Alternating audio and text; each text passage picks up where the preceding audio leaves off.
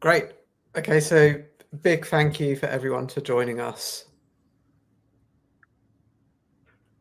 Oh, I'm just going to wait for this.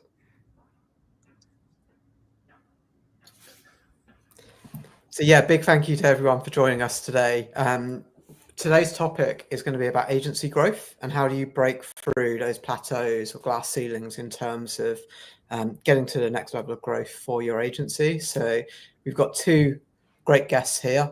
We have Tanya Wigmore and we have Nick Eubanks, and myself, I'm Gibbons, founder of Resignal, and I'll let Tanya and Nick introduce themselves in terms of who you are, but also give us a bit of a taste of like your background and experience, just so that everyone can, kind of know kind of where you're from and kind of, your expertise. And equally for the guests listening in, feel free to ask any questions in the chat and we'll keep an eye on these and ask them kind of later in the show as well. So yeah, Tanya, would you mind kind of just giving us a quick background and overview? Sure. My name's Tanya. I am based in the Cayman Islands, but I am originally from Canada. So I started my first agency in Canada, and it was really an accidental agency. I was, subcontracting, taking on more work. Then I had to get my own subcontractors and helpers. And then a few years later, I was in an office with our team cutting checks to the government for taxes. And I was like, oh, hey, guys, we did it. We're an agency. So that was really natural, slow growth. In 2016, I sold that agency and moved to the Cayman Islands. And my plan was to just sit on the beach with my children and semi-retire. I got super bored and said I need to go back to work and keep myself busy. And I found an agency here that was really looking for a growth stage. They did website development and said, we build these really cool websites.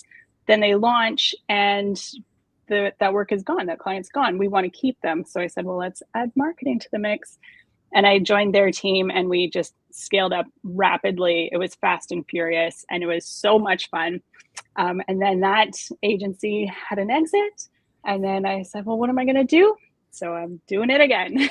So my agency, Chronix Digital, we're 6 years old. So like still kind of babies, but definitely well-versed in this. And I've seen so many things. So I'm really excited for this topic and to share some learnings. Yeah, that's great. And later on, it's like one of the questions I always love to ask is, what would you do if you could do it all over again? It sounds like you're actually doing that right now. So that would be very interesting. So Nick, in terms of your background, do you want to just give an overview? Yeah, I had the courage to start my first agency in 2008.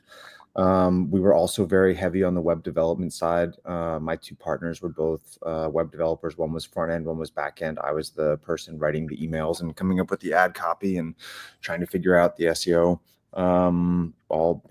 Back, can't believe how long ago that was. That agency got gobbled up, thankfully, because we were all children and we had no idea what we were doing. So they bought it. We built this like crummy piece of technology on CodeIgniter and WordPress that Dietz and Watson decided they wanted to use for their franchisees.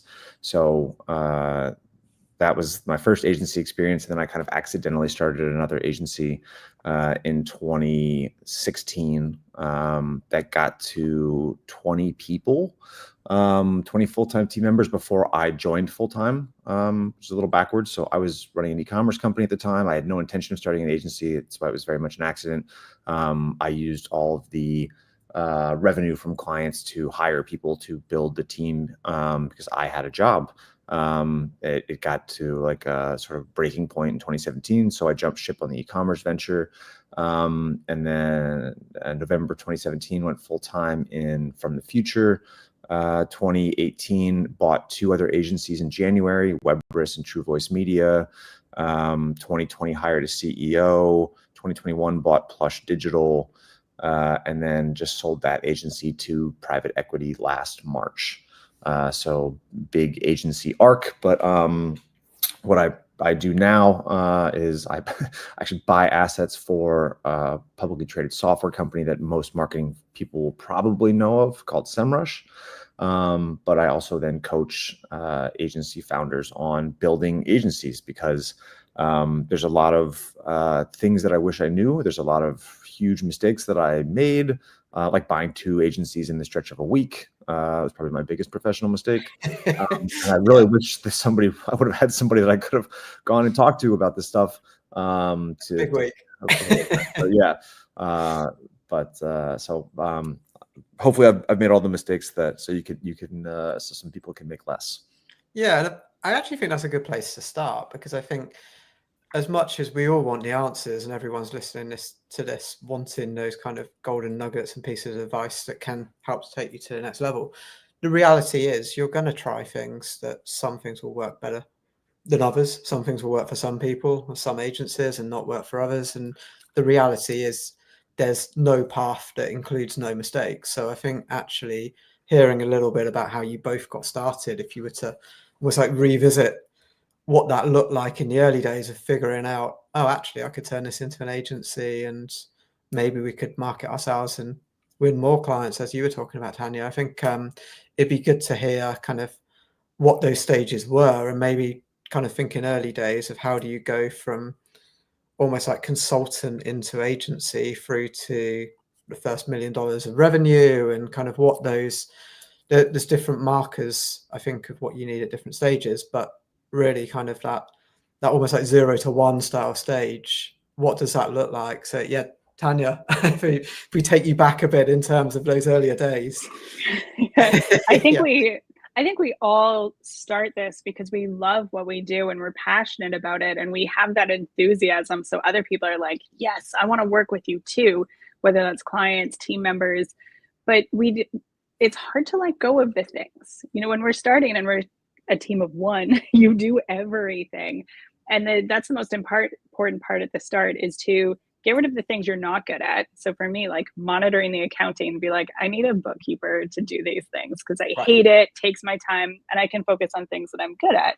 So the hardest part in team growth is taking those processes that you might not even know you have. You've just always done it this way in your mind, and really documenting, because scalable growth needs structure, and you have to process it, have clear accountability and responsibilities, clear process mapping straight through.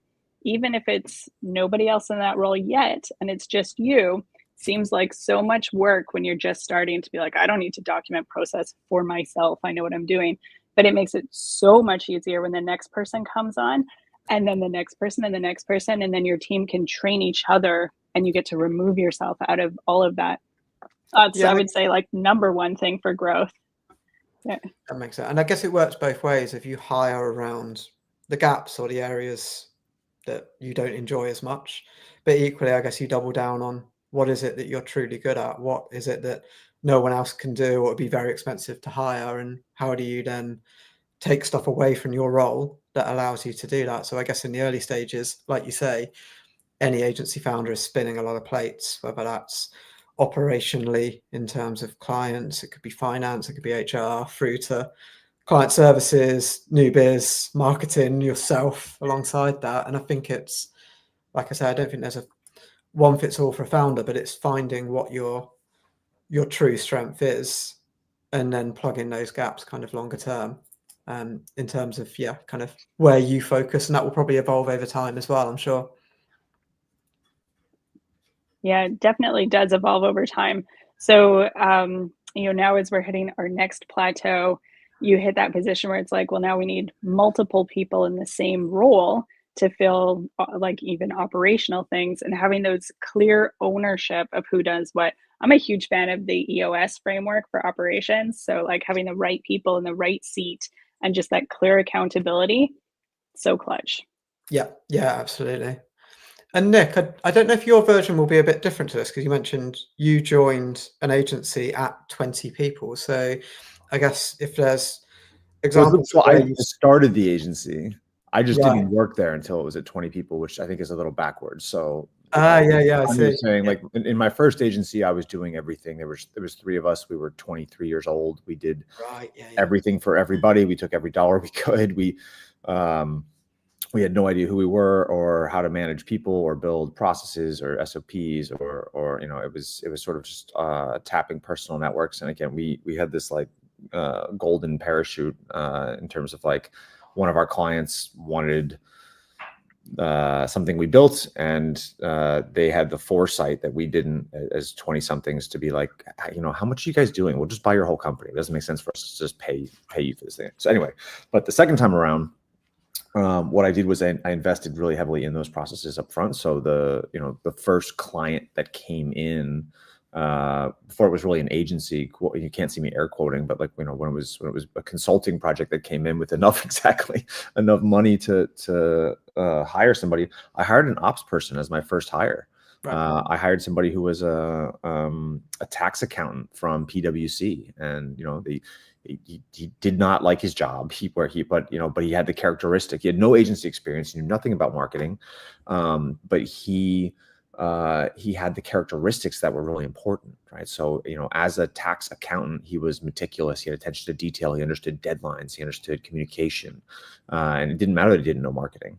And so it was starting to pull the marketing stuff out of my head. So, right, exactly like Tanya was saying, was like I just started to record myself doing the things that I would do, and hand them off to him and be like, hey, go like put this into a checklist and go hire 3 people to do the same thing.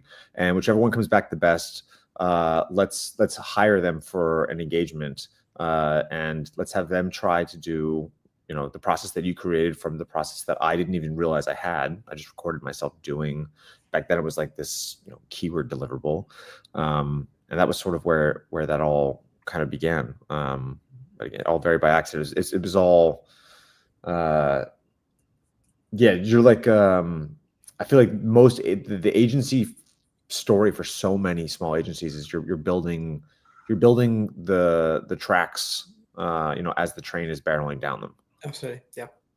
Yeah. And I think there's a lot of stories, again, like myself included, where you start because you're good at your craft. And in this case, kind of could be SEO, it could be any form of service that you turn your agency into, but you almost don't realize that you're an agency day one. And then there's, for me, a transition over time that turns into, okay, I should probably embrace sales because this is working. And then you build a level of maturity around that to a point that, okay, wait, now I'm running a business. And I think it's that there's different phases of, for me, phase 1 is just serving clients essentially and doing good work. And that does lead to word of mouth and referrals.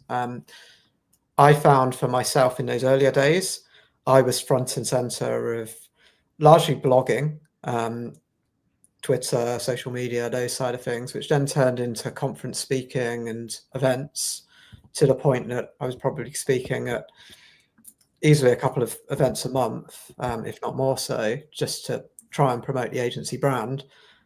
And then personally for me, I then felt like I probably hit a wall of, I can't do more than this. If we want to double the output, I can't be doing more than what is physically possible. And that's where you actually have to look at building a team around it, around what you do. But is that similar in terms of your background? So in terms of like that level of activity that you were doing in the early days to drum up kind of the next client win versus, kind of how that's evolved over time? I would say that's pretty accurate.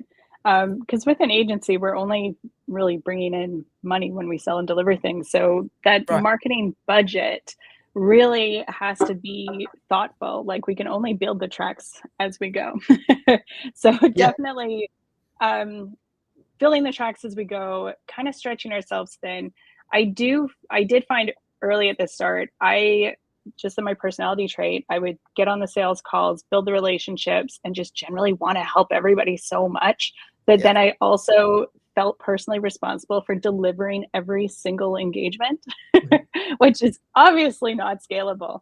So bringing in more of my wonderful team members right off the bat into those discovery calls, building those relationships, and kind of sharing the responsibility for it.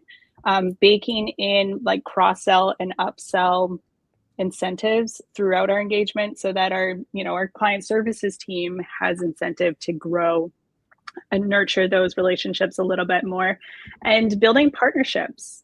So partnerships with some of our key vendors has just been huge to have a great source of inbound leads and referral leads all the time.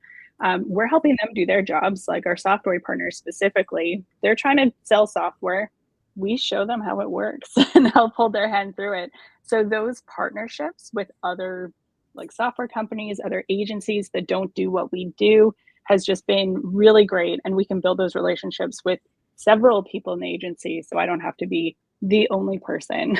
When I go on vacation, all sales just stop. Yeah, I That's think not that's right. It's sustainable. building that engine, right, that can work.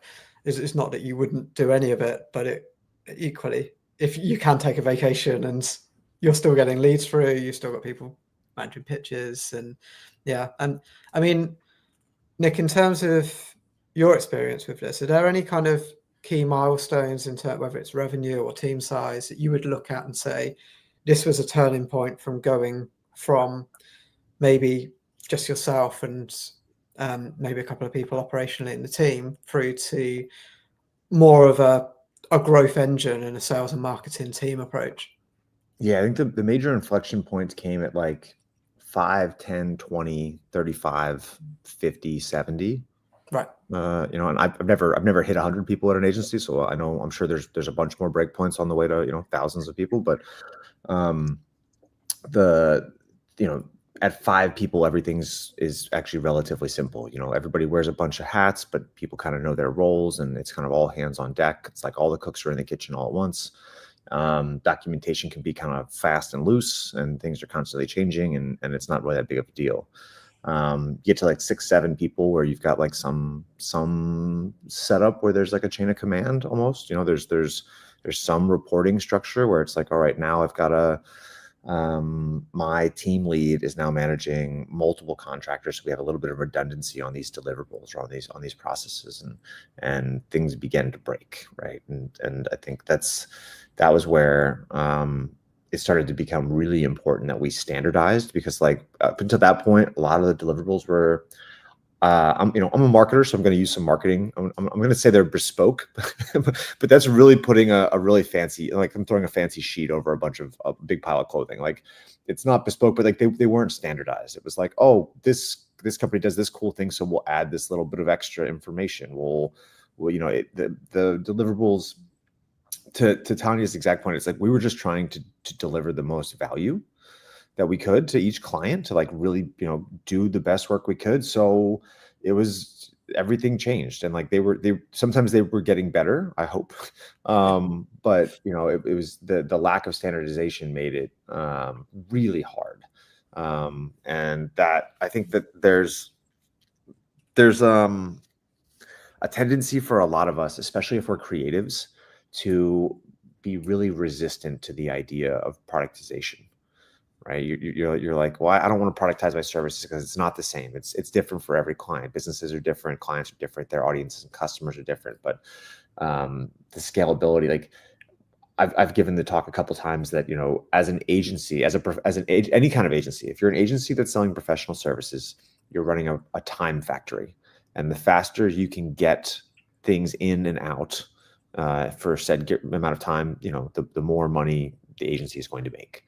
And a lot of people don't like that. They don't like boiling it down to sort of the simple parts. And this is why I think, at least for me, I've seen like this big uproar. It's not even recent. It's probably been for the past like almost decade, where I've had a lot of agencies like, well, we don't sell by the hour. And I'm like, that's great that you don't sell by the hour. And like, people they're allergic to time tracking inside their agencies. And they're like, well, we don't sell by the hour, so we don't track time. And so, well, you don't have to sell by the hour, but you have to know your cost of goods. And guess what? Unless you find a way to operate on a planet that has more than 24 hours in a day, you're unfortunately restricted by the same laws of physics that I am, and you need to know your cost of goods sold in terms of labor. I went on a little bit of a tear there. Sorry. No, it's really helpful, and I think again, it's just how do you make it easy? I think there's, like you say, it's quite easy to overcomplicate sometimes, whereas actually what you need is, this is our way of working, and kind of sign here sometimes. And it's kind of I know sometimes you might have a competitive pitch where you need to show them much more of a strategy. But equally, I think there's quite a lot to be said for, this is what we're good at, let's break it down in terms of these are the key products that work for us.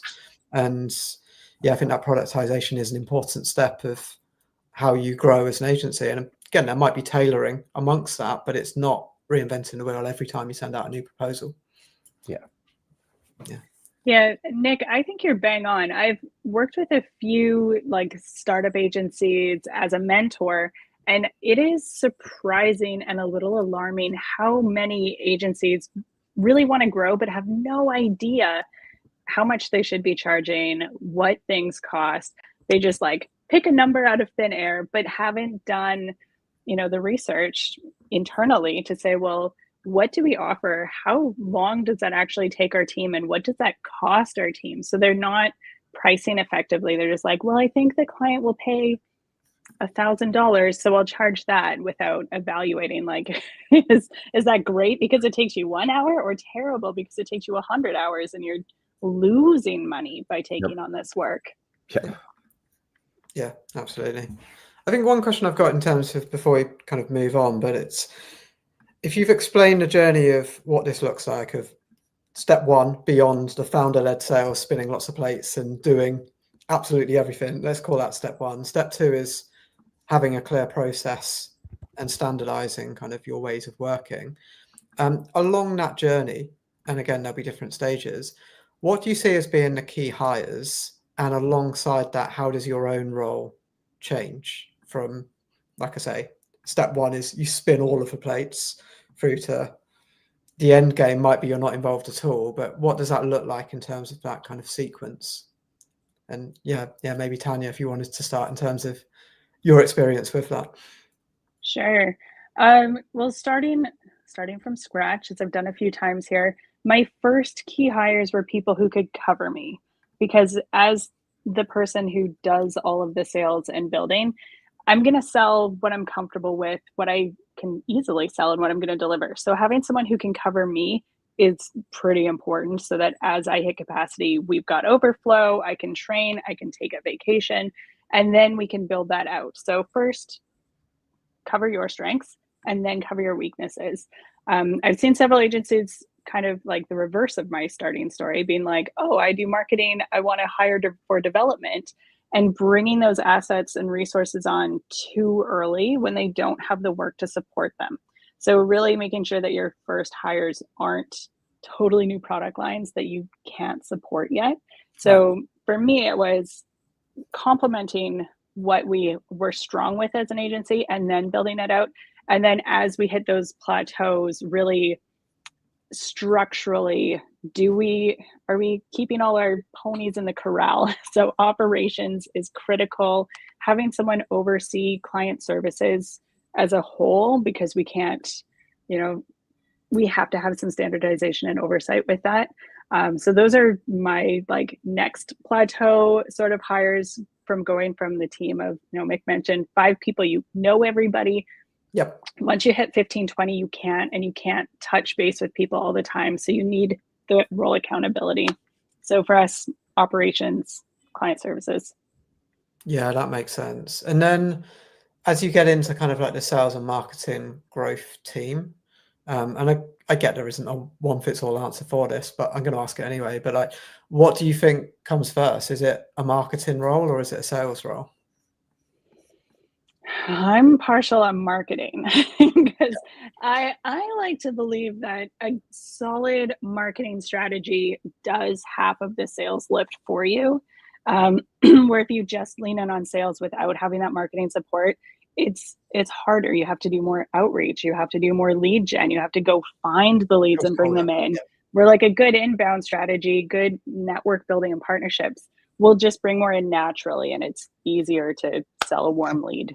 Yeah, I've certainly found in my experience, it's kind of the sales side. Then I wouldn't say it takes care of itself. You need someone that's strong at managing that process, but equally, if you've got good lead gen, that makes the sales job easier, rather than having to say, okay, we've got nothing in our pipeline, go fill it. That's a completely different role. So yeah, scary. Yeah, exactly. Yeah. And Nick, in terms of the way you've described kind of those growth stages of say 1 million to 3 million to 5 million plus in terms of revenue, and obviously the team sizes alongside. How would you see that kind of sales and marketing team specifically evolving? It's well, again, just it's like echoing back to just making a whole bunch of mistakes. I lit a bunch of money on fire hiring salespeople. I think I went through 3 different sales folks, people who had experienced selling before and came from other backgrounds. They didn't have agency sales experience, which was probably a red flag I should have caught on to, but I'm not the smartest guy in the room. But they just weren't able to generate the leads. And what I realized when I looked back at what was working was, the stages of building the growth engine became pretty clear. Like, similar to you, Kevin, I was doing a lot of blogging and writing and webinars, and that was generating leads, and then started to get on stage. And that founder brand, like founder led sales, is really, I think, the way that you make it. Probably to your first 10 million realistically. And I think there's a couple of different phases you can break that into.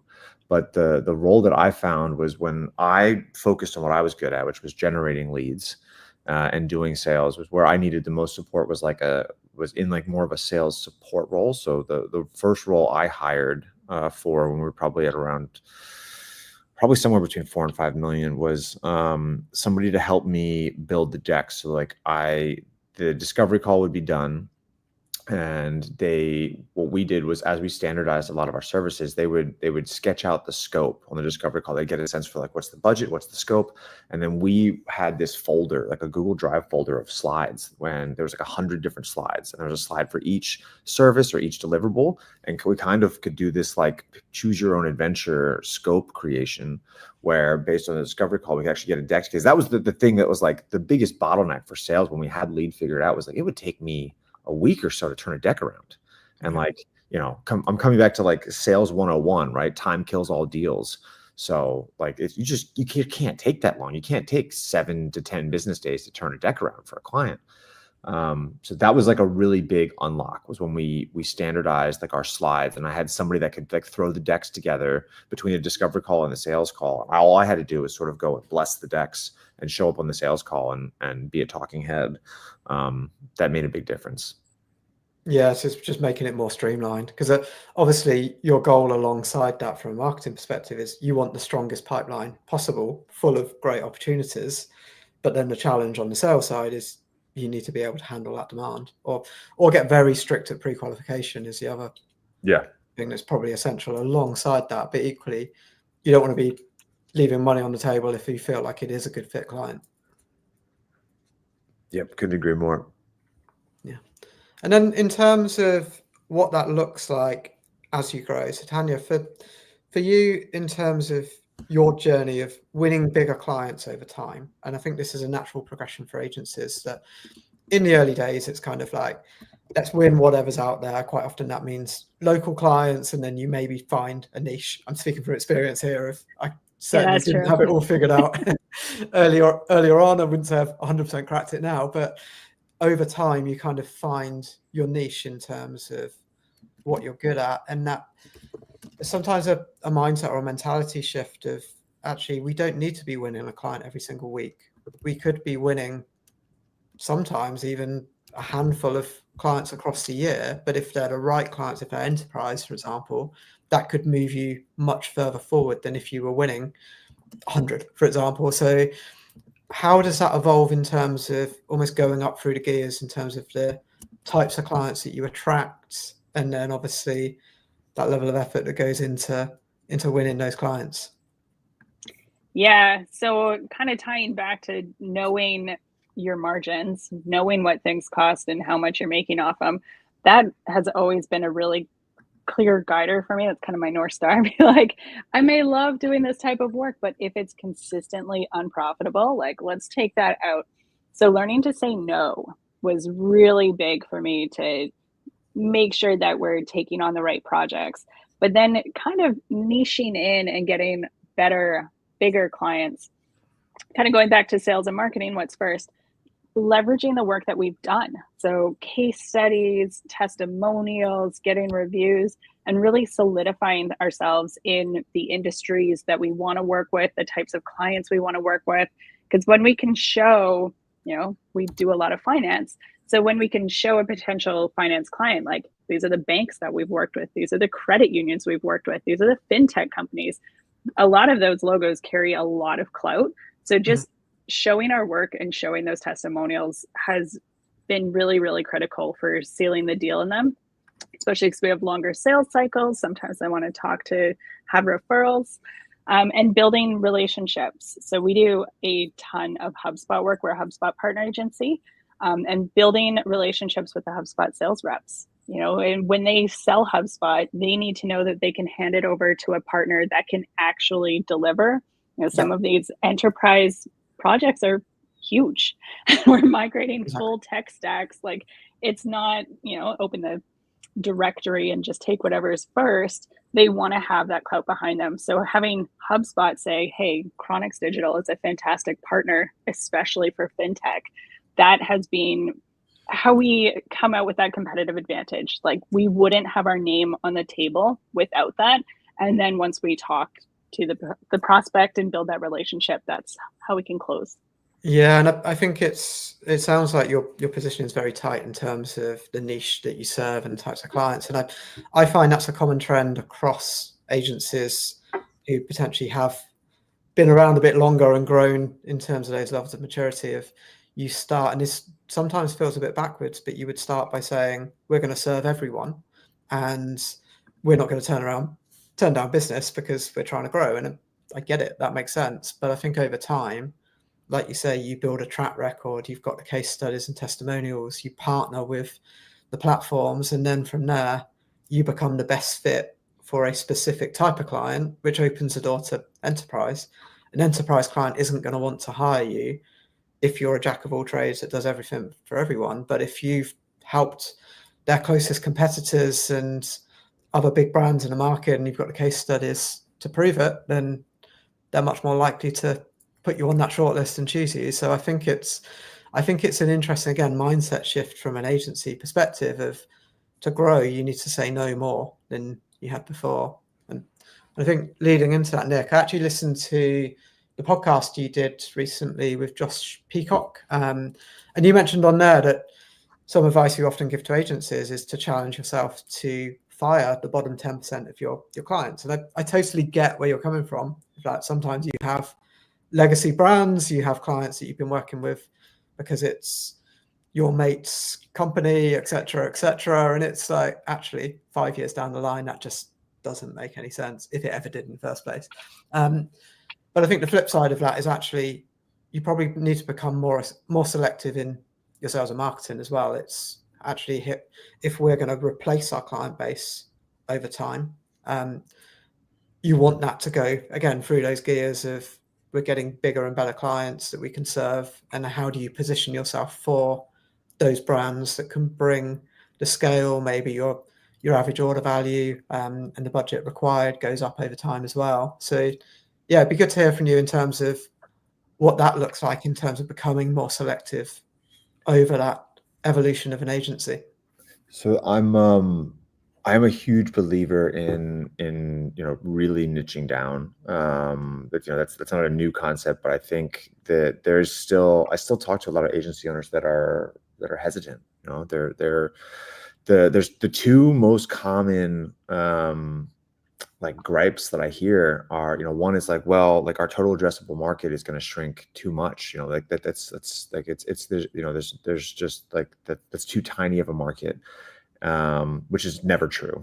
Never once has that been true. I've got some fun examples for that. And then the number two one, and this is the one I think I get the most, and it's like, well, what are our current clients going to think? Like, we've got these great clients that are in other industries. And it's like, the chance, like, first of all, we're talking about changing your outbound marketing. We're going to change the messaging on your website. You're going to change the messaging on your LinkedIn. We're going to change your growth engine messaging. So your outbound channels, email, your ad set. And we'll change the content on your website, the sales enablement content. The chances of your current clients that are happy, that are longtime clients, coming back to your website as an agency, even once, are slim to none. They're like that, and if they do, they're not going to care. That, you know, if they're happy clients, they're happy clients. It's just such a weird thing to have to worry. I shouldn't say weird. It's not based on reality. Like I think it's just a superfluous concern. Yeah.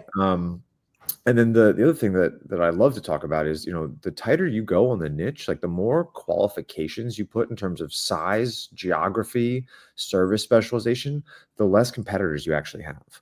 And the more you can dial in your process and your deliverables and your people and your stories, and the easier it gets to, you know, to have that, you know, sell themselves client. Your clients are coming to you now pre-qualified, where they're like, hey, I saw you worked with a pest control company in the middle of Texas that has 10 trucks and 5 locations and spends this much on leads and runs these 3 channels and wants to grow by this much. That's us too. Where do we sign up? You know, it makes sale, it like really greases the wheels on sales. So I'm a huge believer in that. The other thing I think is really important is if you're gonna get to a place where you're firing the bottom 10% of your worst clients, there's the questions I get. Again, this is becoming a theme. Apparently, it's just not on purpose, but there's like 2 main questions that I get. The first one is, well, how do I replace the revenue? That one's a fun one to answer because it's like, well, are you upselling your current clients? I'm like, well, we make suggestions here and then. I was like, no, that's not a process. You need a process for upselling. So the one that we use, or the one that I like to recommend, is quarterly business reviews. Yeah. So, you know, you're going to build the quarterly business review. You're going to set that expectation during the initial sales process. It's like, look, every quarter, you're going to give us an hour and a half of your time, and we're going to do a competitive SWOT analysis for you for free. We're going to spend 12 to 15 hours. We're going to invest time and money. I'm going to do this. And you're setting up the expectation that you're going to show up. You're going to tell them all the things that their competitors are doing, that they're not doing, that they should be doing. And you're going to put a price on what they need to pay you additionally. And, you know, you should be growing your existing client accounts 8 to 10%, you know, per client account each year. So one of the things I think that shocks a lot of the agency founders that I speak to is I'm like, hey, 70% of your revenue growth each year should come from existing clients and not new business. That nobody's prepared to hear that. People think I'm lying when I say that, but like that's the way to build a stable and secure business and to grow your client accounts into flagship, you know, where you have dependable revenue. You've got, you know, relationships that'll last a decade. And if you can do that, then you can fire your clients. And the second question I always get is like, well, how do I fire my clients? It's like, my favorite way to fire clients is to have them fire themselves. Just increase prices, and you increase the prices to the point that you either are happy enough to deal with them, especially if they're an asshole or they're difficult. And if they aren't willing to pay those additional prices, then they're gone anyway. Well, that's the thing. It's like client agency relationships have to be win-win. If it's just the client that's winning from that relationship, then you need to give them terms that work for you, and hopefully it works for both of you. But like you say, if it doesn't, then maybe that's time to move along and focus on the area. And like you say, I think sometimes there can be that scarcity mindset of where are we going to get the next client from. But equally, that's another good reason why you should invest in sales and marketing, because then you've got those opportunities. And it's really hard to fire clients, especially if you don't know where your next one's coming from. But if you've got a strong pipeline, all of those decisions become much easier. You can turn down briefs that you might not particularly think are a good fit. You can say to those bottom 10% of clients, or clients that you feel like you maybe have outgrown, this is how we work now on new terms, and be prepared for the answer to be, okay, well, we're going to walk away, because you've got those opportunities. So I think one of the challenges, and again, speaking from experience I've faced, is that founder-led sales role being, I've certainly been in the position of, I'm kind of like, our pipeline isn't great.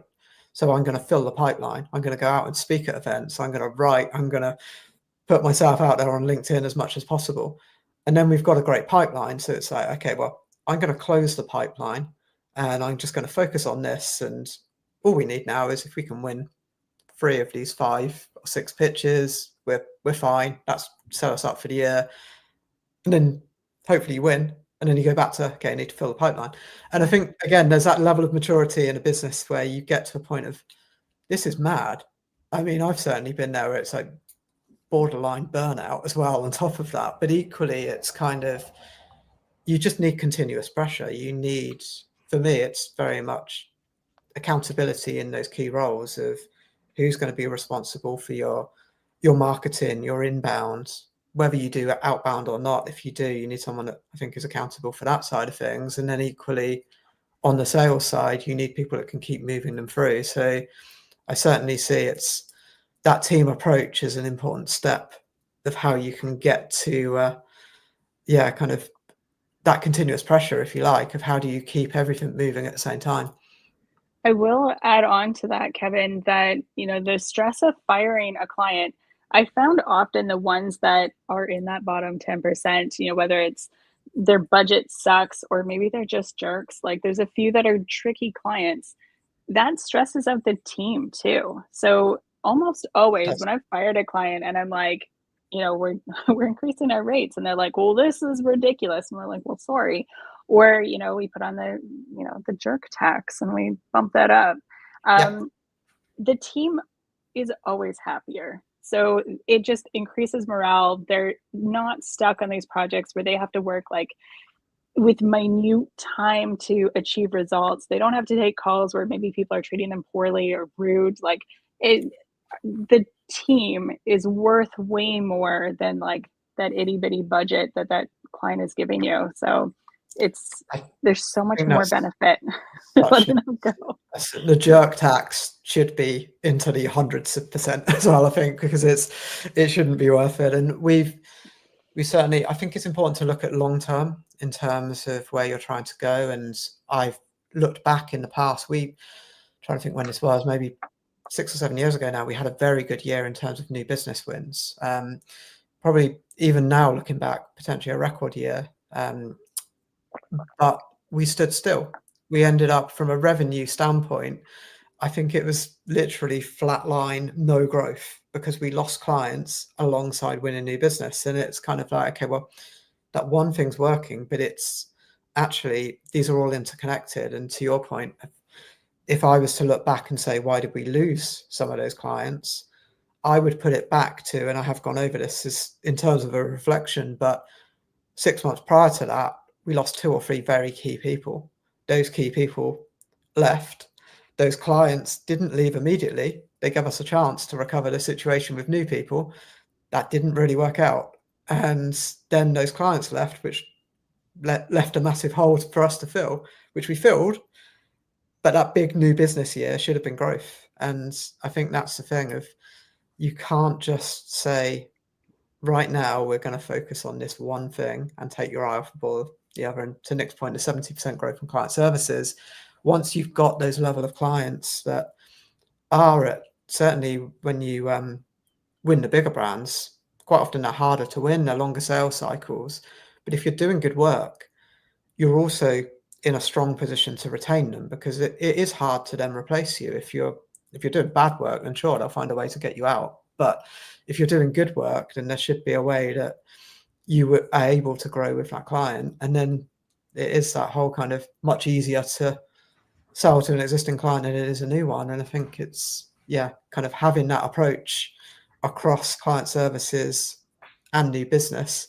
It's not always what founders want to hear, frankly. I think everyone gets much more excited by the new logos and everything else. But kind of the experienced business person in you is kind of, when you look back at this, is like the McKinsey style quotes on the easier to sell to those existing clients. They're not plucked out of thin air. They're based on a lot of evidence. So I think, again, it's that reality check that makes you realize, okay, well, this is how we're really going to drive real growth, or at least not have that leaky bucket syndrome of, when you do win, it feels like it's actually a bit flat because you're just replacing something that walked out the door. It's a lot of work for no real growth. Like, who wants to do that? And equally, again, if we're looking at the kind of bottom 10% of clients, if you look at the profitability for clients, quite often you make just as much profit by doing no work as you would by doing quite a lot of work for those clients. So that's quite a bitter pill to swallow as well when you look at it like that. But again, it's being able to analyze that data and come out the other side and say, okay, well, we can use this time much more smartly and profitably. Again, it's a really important step. So you're hitting on something else that gets uncovered. Usually, you do like an operational audit of an agency, and it's, you need to understand the 3 core centers where profits are derived, right? So like, what's the profit by department, profit by resource, profit by client? And I've lost count the number of times we've done this analysis for agencies, and we come out and we look at the profit by client and it's negative. And we're like, congratulations, you paid that client $6,000 last year to do work for them. It's mad. Yeah. But it happens a lot. Founders lose their mind. But we don't want them to leave. Yeah, seriously. Yeah. No, what it only costs us $6,000 to do all this work for them. We've got to keep them. Yeah. Yeah. No, it's madness, but it's so important to be on the ball with that.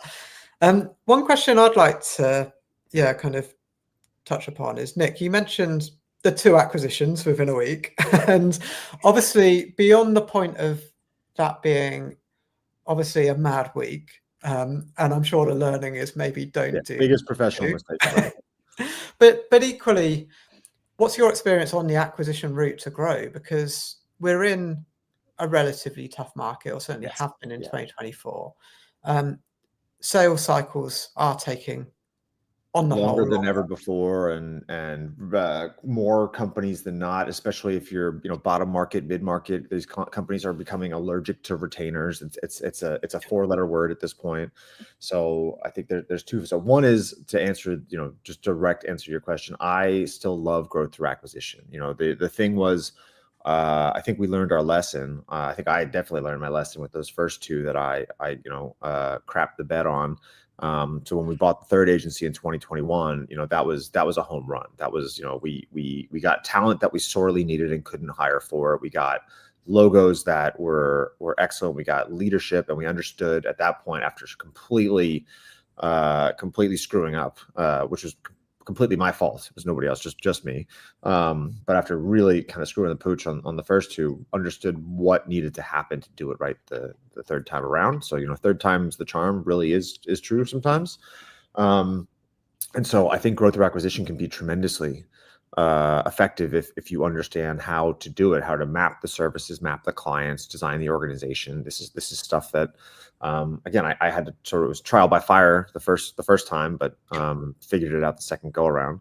But just general sort of talking points on the sales cycle piece that you mentioned. Like, one thing that I'm trying to have a lot of the folks that I work with do is it's repositioning. Again, we're marketers, right? So it's repositioning how we're selling retainers. So you don't call it a retainer, you don't pitch it as a retainer. It's, here's the specific scope that we're going to do. Here's the exact work that's going to be done. Here's what the projected results are going to be. Here's how long it's going to take. And here's the amortized rate you're going to pay per month for this work. Right. You're still getting predictable revenue over a time series. It's going to look and act just like a retainer. We're just calling it something else. Yeah. And I think that's the way to do it. It's almost going back to like the management consultancies of what the way that they work. And I feel like sometimes we get stuck in the billable hour and everything else that we've been discussing, because that's what has always been done. But actually, if you look at the top management consultancies, they have evolved. They do look at, okay, we've got a scope. We're going to bring an experience, the best team you can get kind of on this job.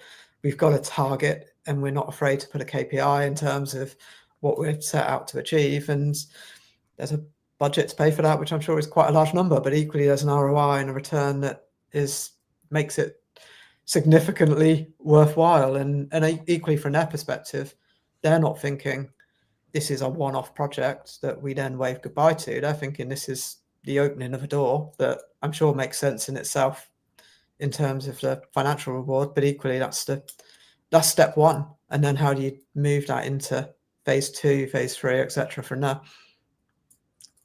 Yep. Yeah.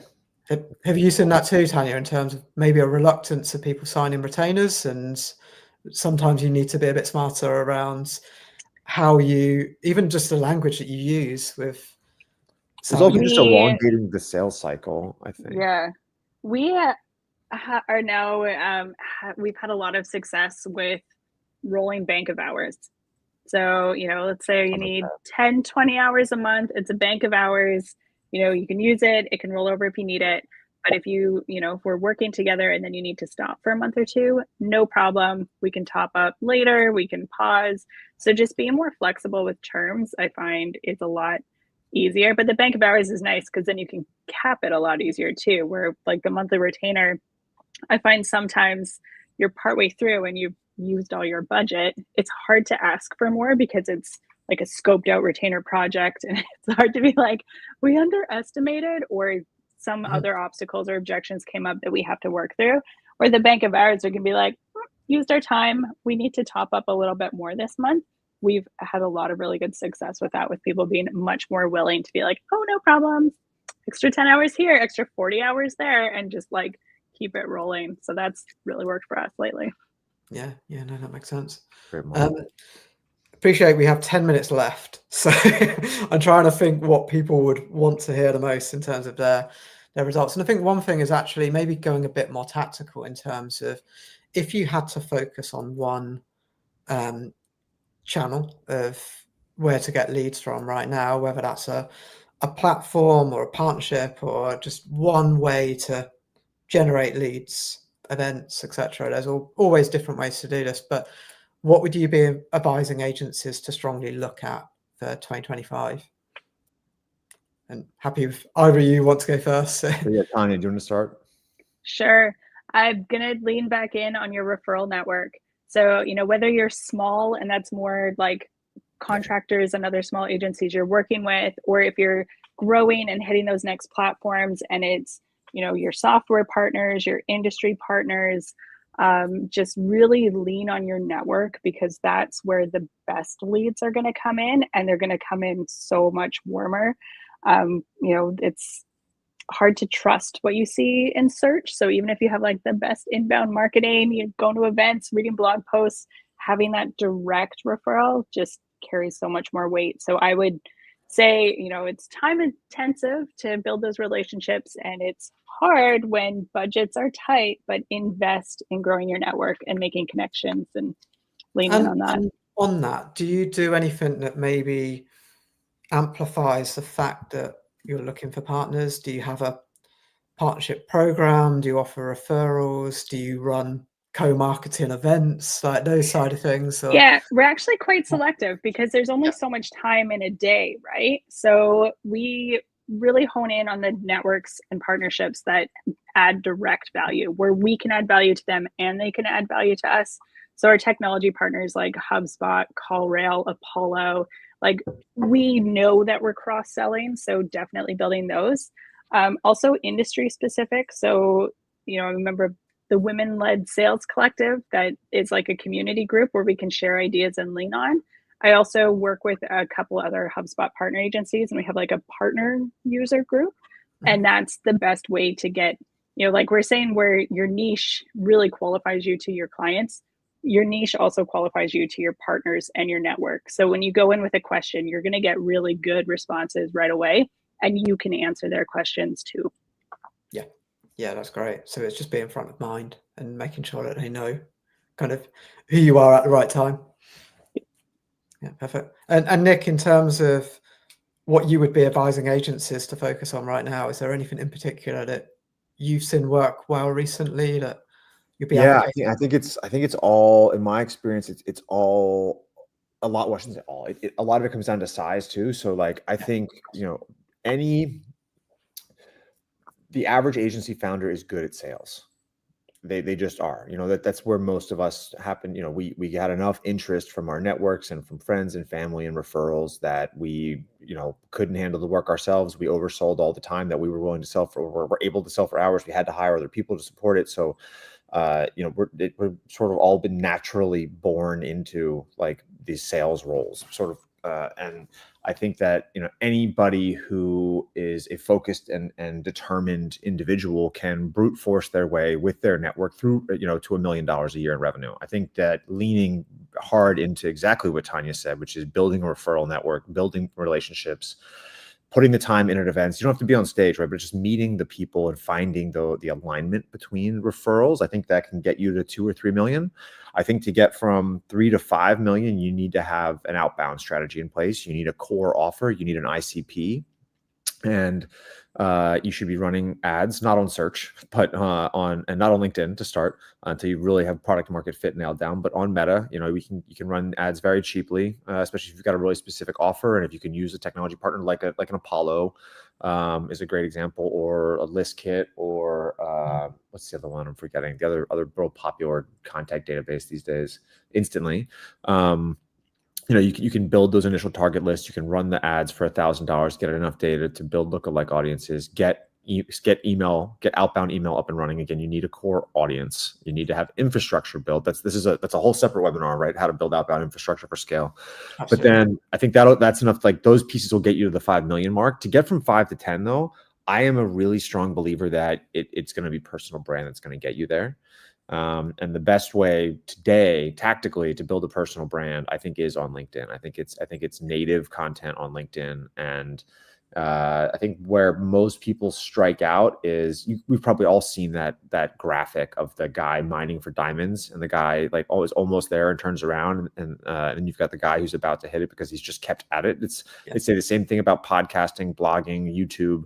Like you got to just keep at it. It's consistency.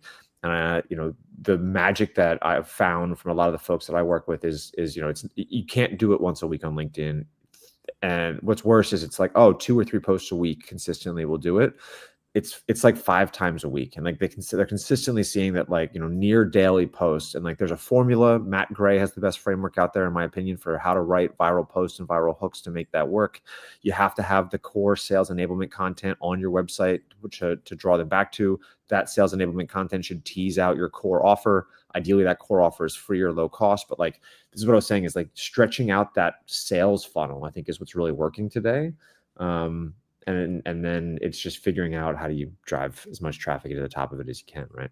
Yeah, I think that's really good advice. I think it works alongside what we were saying earlier of how do you build your team out, but equally, what does your own role look like? I've certainly found for myself, it's like I say, in the past, I might have been blogging and speaking, and that would take up, call it 70% of my time in terms of trying to market the agency and do lead gen. And over time, certainly post-COVID, I've found actually LinkedIn is something that's a great way to connect with certainly my existing network, but equally then build and reach kind of new connections. And I think the founder value is normally in that network.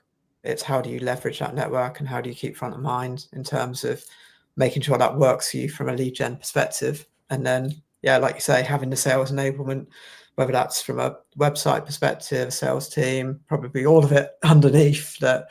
Again, it's how do you keep all of these things running, hopefully at speed, so that you can kind of maximize that success. So yeah, I think that's really good.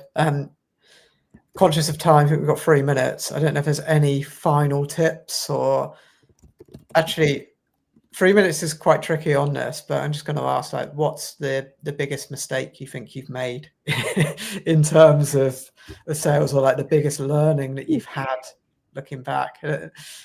Tanya, it looks like you might be racking your brain about that one. But well, no, I know. So with Chronix, when we launched, I was looking too far ahead. So like I said earlier, hiring teams that you can't support. So we did definitely launch. We were like, we need marketing and development to launch, but we didn't have any development work and we weren't selling any.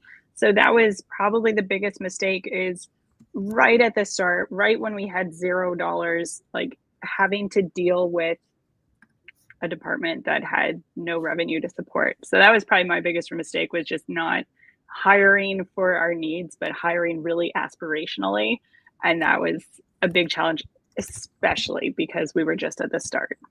Yeah, that makes a lot of sense. And I think I could see how that would lead to frustration, because it's like you need different people at different stages. And if you skip a couple of levels, that's probably not what you need right now. Fire your very first employee to be like, yeah, sorry. So I hired you, but I was wrong. It was just so hard. And I mean, that's how we started the webinar, saying like, we won't have all of the answers that will work for absolutely everyone. You have to try it for yourself and make mistakes.